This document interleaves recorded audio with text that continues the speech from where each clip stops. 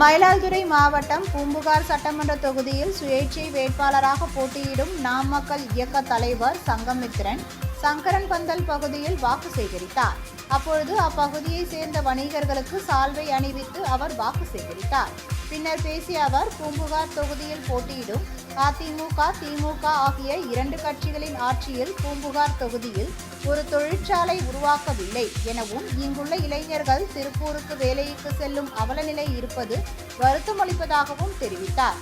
எனவே தனக்கு வாக்களித்து வெற்றி பெற செய்தால் பூம்புகார் தொகுதியில் தொழிற்சாலை அமைக்க பாடுபடுவேன் என்றும், தொழிற்பயிற்சி கூடமும் அரசு கலை கல்லூரியும் ஏற்படுத்துவேன் எனவும் அவர் உறுதியளித்தார்.